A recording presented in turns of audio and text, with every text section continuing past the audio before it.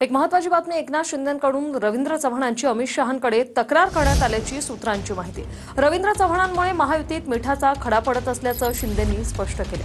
दिल्लीत अमित शहा आणि एकनाथ शिंदेंमध्ये तब्बल 50 मिनिटं बैठक झाली। शिंदेंच्या आमदारांच्या मतदारसंघातील भाजप प्रवेशावरूनही नाराजी वर्तवण्यात आली आणि भाजपच्या राज्यातील वरिष्ठ नेत्यांची एकनाथ शिंदेंकडून अमित शहांकडे तक्रार करण्यात आल्याची सूत्रांची माहिती आहे। एकनाथ शिंदेंकडून अमित शहांसमोर भाजप प्रदेशाध्यक्ष रवींद्र चव्हाण यांची तक्रार, सूत्रांची माहिती। रवींद्र चव्हाणांमुळे महायुतीत मिठाचा खडा पडत असल्याचं शिंदेंनी स्पष्ट केलं। सूत्र महायुतीत विरोधातील बंडखोर नेत्यांना आर्थिक पाठबळ देण्याचं काम चव्हाणांकडून होत असल्याची तक्रार, सूत्रांची माहिती। पक्षप्रवेशासाठी पैशाचा गैरवापर होत असल्याची देखील तक्रार केल्याची माहिती मिळते।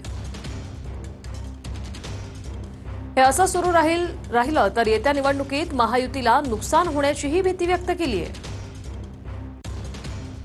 माध्यमांशी बोलताना युतीतील नेत्यांनी थेट टीका टाळावी, याबाबत नेत्यांना समज द्यावी अशीही भूमिका मांडल्याचं सूत्रांमार्फत कळतंय।